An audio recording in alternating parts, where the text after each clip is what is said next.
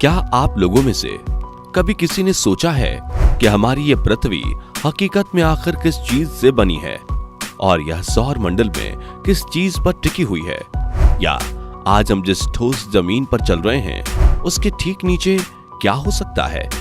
साथियों, आज के इस टेक्नोलॉजी के युग में अगर हम इंसान पृथ्वी से 5 करोड़ किलोमीटर दूर मंगल ग्रह पर जा सकते हैं तो पृथ्वी के आर पार निकलने के लिए तो मात्र 12,000 किलोमीटर ही जाना है। इसके लिए पृथ्वी का सबसे गहरा खड्डा वैज्ञानिकों द्वारा खोदा गया है, जिसका नाम है कोला सुपर डीप होल। इसकी गहराई 12 किलोमीटर है। लेकिन आखिर ऐसा क्या हुआ कि वैज्ञानिकों ने इस होल को मात्र 12 किलोमीटर ही खोदा और रुक गए। मैं जानता हूं, इस तरह के सवाल आप सभी लोगों के मन में अक्सर उठते ही रहते हैं, लेकिन कभी भी आपको इस बारे में एक सही जवाब नहीं मिल पाता है, क्योंकि हम सब ने अपने जन्म से लेकर आज तक इस धरती के बाहर की चीजें जैसे कि ऊंचे ऊंचे पहाड़, वे सुंदर सुंदर झरने और तेजी से बहती हुई नदियों का ही अनुभव किया है। और हम ऐसे में जरा सा भी अंदाजा नहीं लगा सकते कि जो धरती ऊपर से इतनी सुंदर और मनमोहक दिखती है वो असल में अंदर से कैसी होगी। खैर, आज के इस वीडियो के अंदर हम आप सभी को इस पृथ्वी के बिल्कुल नीचे ले जाने वाले हैं और पता लगाएंगे कि आप इस धरती के जितना नीचे जाते जाओगे उतनी नीचे आपको इसमें क्या कुछ देखने को मिल सकता है। तो आइए अब ज्यादा देर न करते हुए बढ़ते हैं आगे और सबसे पहले जानते हैं कि पृथ्वी के अंदर क्या है। हमारी पृथ्वी का अंदर का भाग पूरे 4 लेयर्स में बना हुआ है: crust layer, mental layer, outer core और इनर कोर। साथियों, इनमें सबसे ऊपरी लेयर यानी कि क्रस्ट लेयर है, जिस पर हम सब रहते हैं। आपको धरती के अंदर जो भी गड्ढे जैसे कुएं, बड़ी बड़ी खदानें दिखाई दे रही हैं, वो सभी इसी लेयर के ऊपरी हिस्से में ही मौजूद हैं। और तो और पृथ्वी का सबसे गहरा खड्डा भी इसी लेयर में मौजूद है, जिसका नाम है कोला सुपर डीप होल। अगर आप इसके बारे में नहीं जानते तो हम आपको बता दें कि कुछ साल पहले वैज्ञानिकों ने रूस में दुनिया का सबसे गहरा खड्डा खोदने का प्लान तैयार किया था। रूस में खोदे गए इस खड्डे की गहराई 12 किलोमीटर और यह खड्डा पृथ्वी के ऊपरी भाग में यानी कि क्रस्ट लेयर में ही समाप्त हो जाता है और इस पर वैज्ञानिक ने पूरे 20 साल तक काम किया था। यानी कि पृथ्वी को सिर्फ और सिर्फ 12 किलोमीटर तक ही खोदा गया है।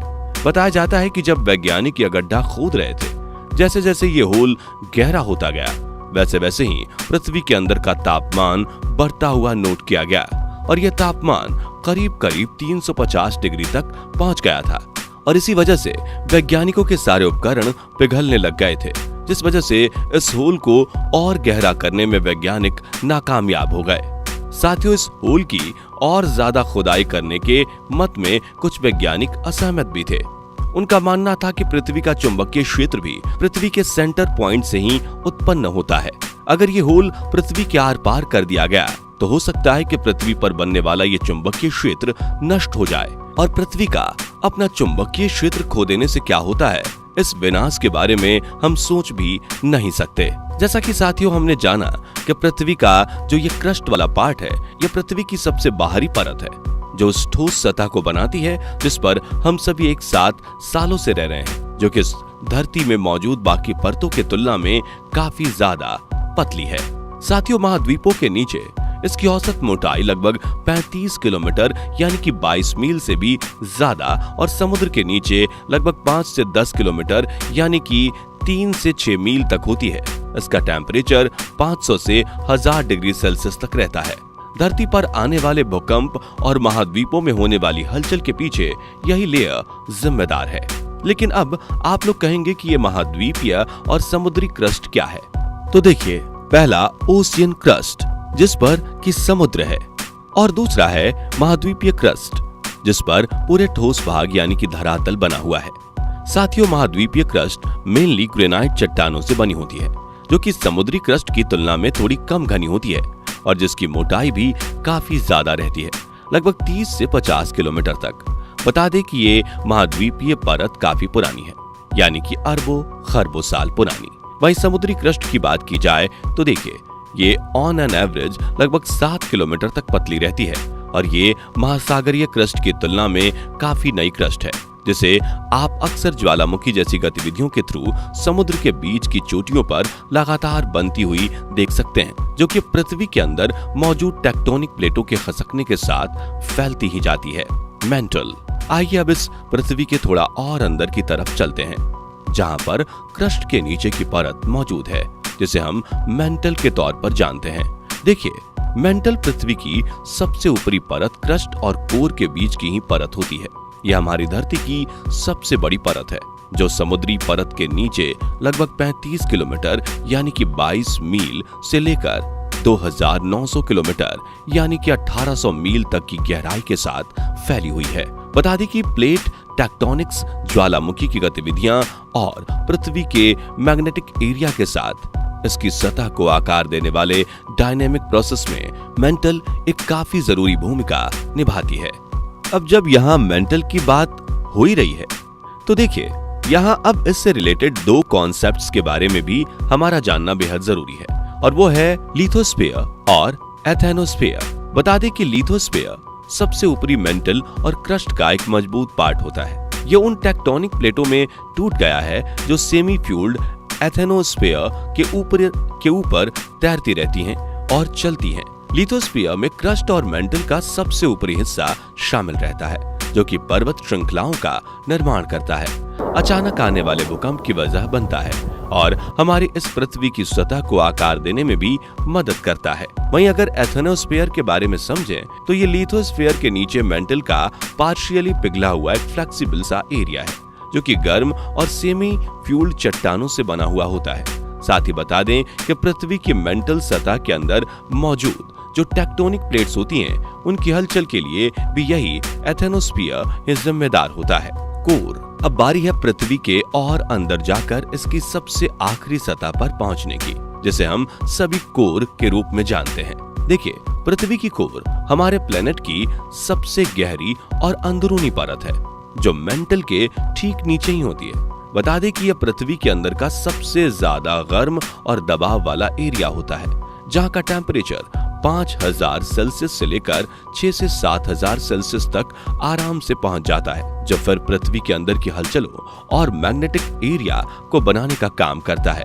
साथियों, पृथ्वी का ये कोर वाला हिस्सा भी बाकी हिस्सों की तरह दो पार्ट्स में बटा हुआ है, जिन्हें आउटर कोर और सॉलिड इनर कोर कहते हैं, जिसमें से outer core solid inner core के चारों ओर फैली एक तरल परत होती है, जो मेंटल परत की सीमा से लगभग 2900 किलोमीटर यानी कि 1800 मील गहराई में है, और इस पृथ्वी की सतह के नीचे लगभग 5150 किलोमीटर यानी तकरीबन 3200 मील तक फैली हुई है।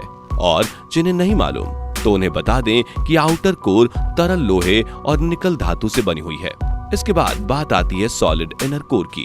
आखिर ये क्या है? तो देखिए, कोर का ये वाला पार्ट आउटर कोर के नीचे मौजूद रहता है, जो पृथ्वी के केंद्र से लगभग 1220 किलोमीटर के दायरे तक फैला हुआ है। और इसके अंदर एक हैरानी की बात तो ये है कि इसमें इतनी भीषण गर्मी होने और इस पर पड़ने वाले दबाव के बावजूद भी ये कोर हमेशा सॉलिड ही बनी रहती है, जो कि आउटर कोर की तरह ही मेनली लोहे और निकल धातु से बनी हुई है। तो ये थी पृथ्वी के अंदर समाई हुई दुनिया की असल सच्चाई। लेकिन अब आप सभी लोगों के मन में एक ऐसा सवाल होगा जो आपके माइंड में एक ही साथ आ रहा होगा, और वो ये कि हमें इन सब बातों का पता कैसे चला? क्या साइंटिस्ट खुद गए थे अपने इस पृथ्वी के नीचे तक? तो इसका जवाब है नहीं। साइंटिस्ट्स या कोई भी आज तक इस पृथ्वी के ज्यादा अंदर तक नहीं गया है। तो अगर ऐसा है, तो आखिर इस बात का पता किस तरह से लगाया गया होगा कि इस धरती के नीचे आखिर क्या मौजूद है? तो साथियों, इसके बारे में पता लगाने के लिए साइंटिस्ट्स ने एक मेथड का यूज किया था, जिसे सेस्मिक वेव्स मेथड के तौर पर जाना जाता है। सेस्मिक वेव्स कुछ इस तरह की वाइब्रेशंस होती हैं, जो भूकंप, ज्वालामुखी के विस्फोट और दूसरी जियोलॉजिकल घटनाओं के दौरान बनने वाली एनर्जी की वजह से पृथ्वी के अंदर आगे बढ़ती हैं। ये वेव्स हमारे साइंटिस्ट्स को पृथ्वी के अंदरूनी हिस्से की स्टडी करने और उसे समझने में मदद करती है। और इन्हीं सेस्मिक वेव्स के बिहेवियर को एनालाइज करके साइंटिस्ट्स पृथ्वी के अंदर मौजूद अलग अलग परतों के स्ट्रक्चर और डेंसिटी के बारे में ज्यादा से ज्यादा जानकारी हासिल कर पाते हैं। तो बस ये थी आज की पूरी वीडियो, जिसमें हमने समझा कि असल में हमारी इस पृथ्वी के अंदर क्या होता है। आप लोगों को वीडियो पसंद आई हो तो इसे अभी लाइक करके चैनल को जरूर से जरूर सब्सक्राइब कर लेना। साथ ही कमेंट करके हमें ये जरूर बताना कि ऐसे कौन कौन से रहस्य या बातें हैं जिनके बारे में आपके माइंड में बस अफवाहें ही भरी पड़ी हैं और आप उससे रिलेटेड सच जानना चाहते हो। हमें अगर आपका टॉपिक पसंद आया तो हम जरूर उसके ऊपर एक डेडिकेटेड वीडियो लेकर आएंगे। तब तक के लिए बाय बाय।